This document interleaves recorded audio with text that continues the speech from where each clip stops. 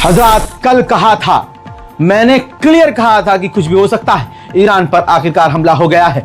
Israel ने Iran पर फज्र के वक्त, समझ लीजिए कि जब पूरा ईरान सो रहा था, उस वक्त ईरान पर इजराइल ने हवाई हमला कर दिया है।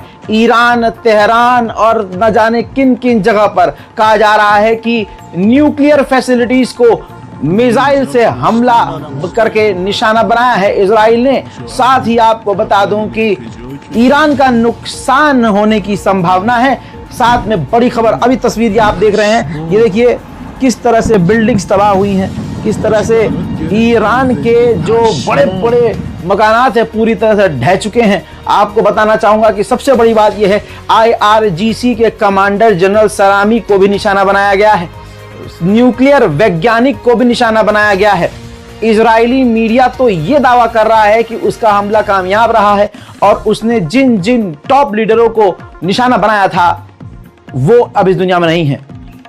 दोस्तों, इसके अलावा डराने वाली बात यह है कि ईरान के जो राष्ट्रपति हैं, पेज़ेश्कियान, कहा जा रहा है कि उनके अपार्टमेंट पर भी इजराइल ने हमला किया है।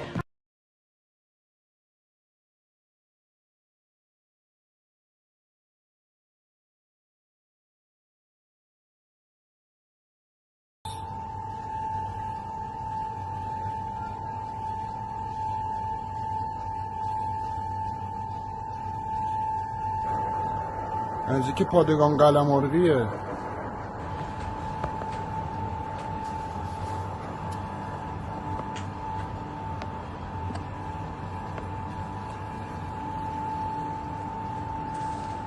نه اینجا پشت پادگان قلمرودیه اینجا. اینجا همین اولین انفجاری که شنیدیم با همین اومدیم بیرون. پشمام حاجی، برات گرفتم زنده. پشمام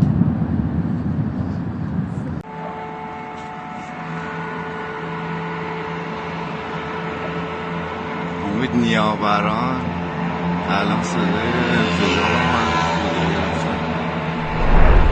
नेतन्याहू का बयान सामने आ गया है। नेतन्याहू ने कह दिया है कि हमने टॉप ईरानी ऑफिशियल्स को मार दिया है, साथ ही हम इसी तरह से इस ऑपरेशन को जारी रखेंगे। हमने ईरान की न्यूक्लियर फैसिलिटी, यूरेनियम फैसिलिटी, परमाणु हथियार बनाने वाली जगहों पर सटीक निशाना करके भारी तबाही मचाई है और इसी तरह से हम आगे हमला जारी रखेंगे। सुनिए।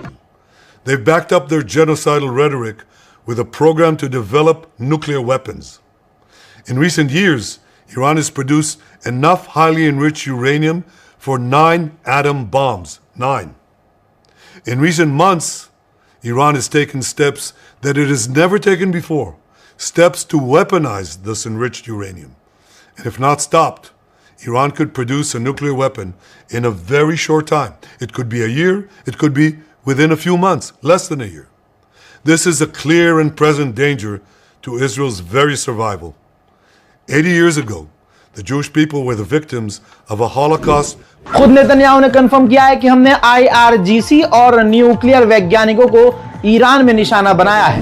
नेतन्याहू ने कहा कि ईरान के पास इतना यूरेनियम मौजूद है कि वो 15 परमाणु बम बना सकता है। इस वजह से हमने ईरान पर हमला किया है। ईरान के नेतंज, खुर्रमाबाद और हमदान, इन 3 से 4 जगहों पर कई बार बड़े धमाके की आवाज आई है।